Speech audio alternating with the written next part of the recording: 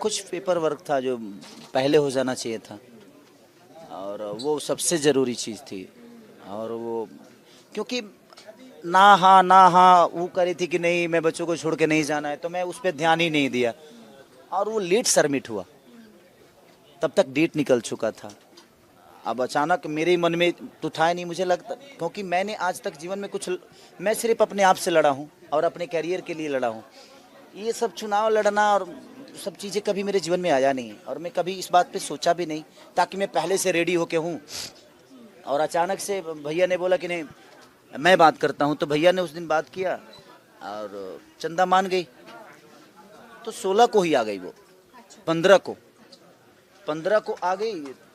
3 बजे दिन में आई वो मुंबई से, वहाँ तक कुछ भी दिक्कत नहीं था। अचानक से वो आई एयरपोर्ट से आने के बाद फिर मैंने कहीं कॉल किया कि भैया क्या हुआ, तो बोला कि नहीं होगा। अब 16 तारीख को मुझे लेना था वहाँ से सब पर्चा, और 17 लास्ट ही डेट थी। उसमें मैं अब इतने दुविधा में हुआ कि मैं 2-3 दिन तो खाया नहीं, कि मैं करूं तो क्या करूं, कैसे अब क्या मैनेज करूं। जो मैं नहीं चाहता था वो हो रहा है। मैं फिर उसके बाद मुझे लगा कि भगवान मुझसे कुछ अलग चाहता है। अब यहाँ भगवान को दोष नहीं दूंगा, उसके जजमेंट के साथ चलता हूँ, और फिर मैंने हाँ की।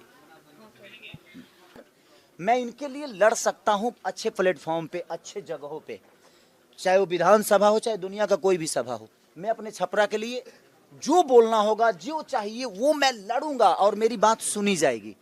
मैं इसलिए आया कि मेरी बात सुनी जाएगी। नहीं तो रोज बोलते हैं, कहाँ कोई फर्क पड़ता है।